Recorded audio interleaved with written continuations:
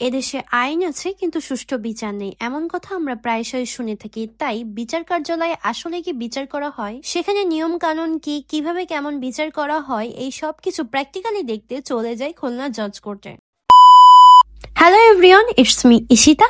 আজ আমার ডিপার্টমেন্ট থেকে খুলনা জজ কোর্টে আমাদেরকে নিয়ে যাওয়া হয়। সেখানে কি কি হলো, আমরা কি কি শিখলাম, এই সব কিছু জানতে হলে everyone don't skip this video. প্রথমেই বলে রাখি, কোর্টের ভিতরে সবকিছু শেয়ার করা পসিবল না, কজ এখানে অনেক রেস্ট্রিকশন আছে। তাই কিছু কিছু ক্লিপস আমি এখানে অ্যাড করেছি, বাকি সবই আমরা প্র্যাকটিক্যালি দেখেছি। লাইক বিচারপতি কিভাবে বিচার করে, সেখানে আমরা প্রায় 30 মিনিট বসে সবকিছু সামনাসামনি দেখি, কিন্তু সেগুলোর কোনো ক্লিপস এখানে অ্যাড করা যাবে না। কোর্টে যাওয়ার পরে ফার্স্টে আমাদের কনফারেন্স রুমে নিয়ে যাওয়া হয়। সেখানে 4-5 জন অ্যাডভোকেট আমাদের সাথে কথা বলে, আমাদের কার কি ড্রিম সেগুলা শুনে, ইভেন তাদের অ্যাডভোকেট হওয়ার জার্নিটা আমাদের সাথে শেয়ার করে। এরপর আমাদের ফুল গ্রুপকে 5 জন করে টিম করে দেওয়া হয়, আর এই 5 জন আমরা কোর্টের ভিতরে কোন রুমে কি কি হয় সেগুলা সবকিছু ভিজিট করি। 22 সালে ডিসেম্বরে এই মামলাগুলো স্যার নিষ্পত্তি করছেন।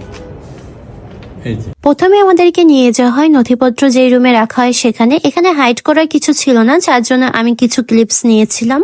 এগুলো মামলায় জব্দ হয়ে কোর্টে রাখা বাইক, এছাড়া আলামত হিসেবে অনেক জিনিসপত্র আছে আলাদা রুমে। সেই রুমের কোনো ভিডিও ক্লিপস অ্যাড করা যাবে না, বাট আমরা সরাসরি সেগুলা দেখেছি। এরপর আমরা ভিজিট করে নকল শাখা, নেজারত, আসামিদের কোর্টে আনার পরে কোথায় রাখা হয়, আরো অনেক অনেক কিছু, যেগুলোর প্রত্যেকটার জন্য আলাদা আলাদা করে রুম করা, আলাদা আলাদা শাখা করা। দূর থেকে আমাদের সবকিছু কত ইজি মনে হয়, আমরা জাস্ট কেস গুলা দেখি, বিচারপতি বিচার করে আর রায় হয়ে যায়, এইগুলা দেখি। কিন্তু ভিতরে যে আসলে কত নিয়ম কানুন, এগুলা এখানে না আসলে বোঝা পসিবল না। এখানে অনেক শ্রেণীর মানুষ আছে যাদেরকে দেখে আসলে বুঝলাম যে কিছু মানুষের জীবন কতটা কঠিন। সামনে বসে অনেক কেস দেখলাম, লাইক ছোটখাটো থেকে শুরু করে খুন পর্যন্ত, ডিভোর্স এন্ড পরকীয়া, এই দুইটার কেস সব থেকে বেশি। এখন কিন্তু বাংলাদেশে এই দুইটা প্রবলেমই সব থেকে বেশি। যাই হোক, বলতে গেলে অনেক কিছুই বলা যায়। আমি বাইরে এসে বেশি ভিডিও ক্লিপস গুলা নেই, আর সেগুলাই অ্যাড করেছি এখানে। কোর্টের ভিতরে ভিজিট শেষে আমরা বাইরের পুরো কোর্টটা ঘুরে ঘুরে দেখি, তারপর সেখান থেকেই চলে আসি দুপুরে লাঞ্চ করতে স্যাভরি ডিলাইট। এখানে প্লেটারটা আমার অনেক ভালো লাগে, যার জন্য মাঝে মধ্যে এখানে আসা হয়। আমি আর আমার ফ্রেন্ড 2টা প্লেটার অর্ডার করি, আর